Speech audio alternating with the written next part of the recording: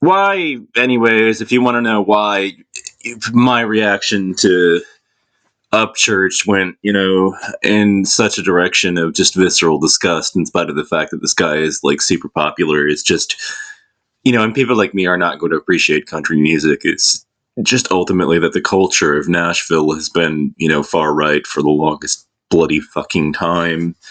Uh, it's about the Confederacy, ultimately.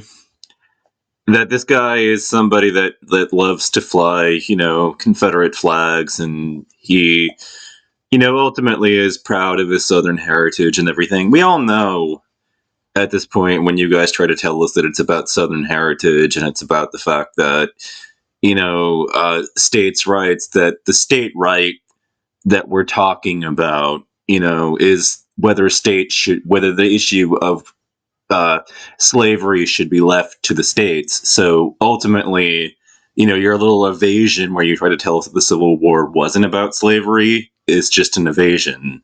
It was. We all know this. I mean, it's baked into like what South Carolina's like state constitution itself. Like that, this was what it was all about. I mean, we, you can't just sit here and try to tell us that it wasn't, and that it was about Southern heritage, and Upchurch, embodies all of that. That whole like I'm gonna be an ignorant inbred Southerner who's proud of my fucking ancestors and everything, in spite of the fact that they were basically slave owners. And I mean,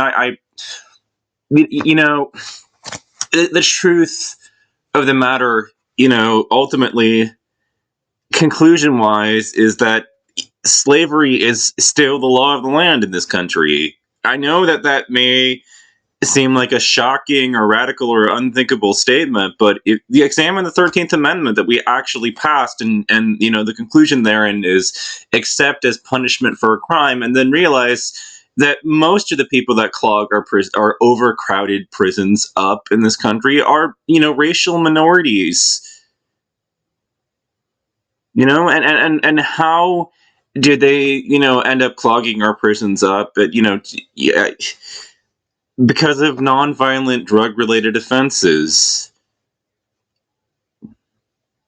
Slavery is still the law of the land because the 13th Amendment really didn't end slavery. It just, shifted it, from what it was to, punishment for a crime. And then they went and, enacted a criminal code that has a shit ton of stuff that's illegal, that shouldn't be illegal.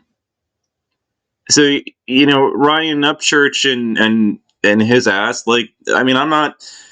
You all think that like I want his fans or anything, or that I want to grift off his. But people like him aren't relevant, to me.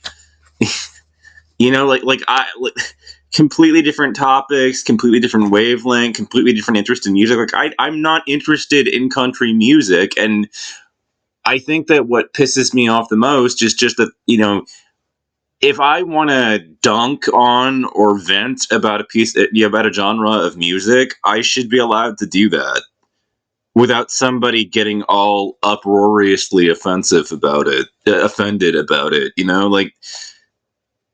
Like if I want to bash a genre of music, like, and if anybody wants to bash a genre of music, they should be allowed to do that. I mean, are like I don't know what's up with the fact that somebody has managed to stigmatize things so that if you can't say anything nice about a group of people, you should just shut the fuck up and not say anything at all. Because as far as I see it, negativity or positivity, if you want to. I grew up in a climate in which people were bashing music all the fucking time. I mean, like I remember like some really nasty comments somebody, said to me at Skate World about No Doubt, and as a as a musician, group of people, and I like I just let it slide. I didn't think anything of it. And yet, here we are in a climate in which if you dare bash country music, you're going to get a bunch of people that come and dunk on you. I mean, what made a group? What made the like? First of all, it's just my 2 cents. It's just my opinion.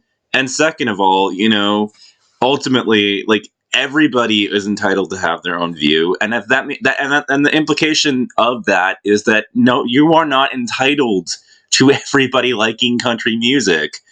I'm sorry, but that's just the reality of the situation.